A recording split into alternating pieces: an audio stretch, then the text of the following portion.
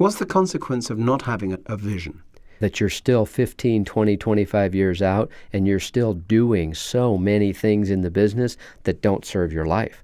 Back to what this is about. Your business must serve your life. So you're still operating in the company, and you're still doing a whole bunch of things that you shouldn't have to be doing. Well, that's a helpful point. Sounds to me, given what you were saying earlier, that as I create this vision that you're describing, I should also be staying in touch with those personal dimensions you talked about earlier, my own purpose, my own objectives. Because the vision of the company needs to connect in some way with who I am. Perfect. That also connects directly to our next code, if I can move on. Which is about wisdom. Exactly, wisdom. The code is actually learn how to transform wisdom into your business.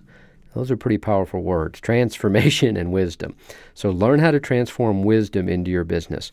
What we're talking about here is if you could take just these first 8 codes that we've shared, these first 8 principles that represent this whole entrepreneurial code, if you could take that information and wrap it up in a package and give it to an employee, what impact do you think that would have on that employee's life?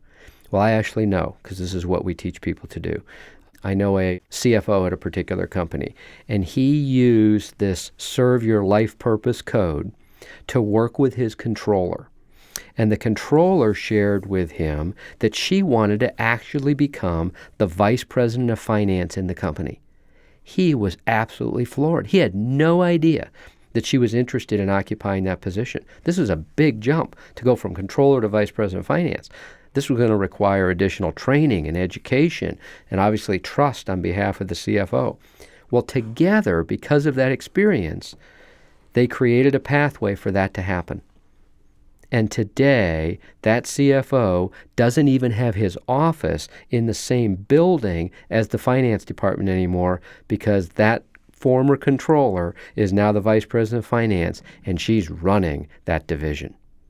This seems very significant because if I'm hearing you right, you're bringing the principles that you've described so far and beginning to apply them not just to yourself, the entrepreneur, but to the people who work for you. Exactly. Yeah, what we're really talking about here is if you took this vision and leadership as core competencies and you were to mentor people or coach people or guide people in your organization with them, what do you think is possible? What's possible is you can actually get what you want while also serving them.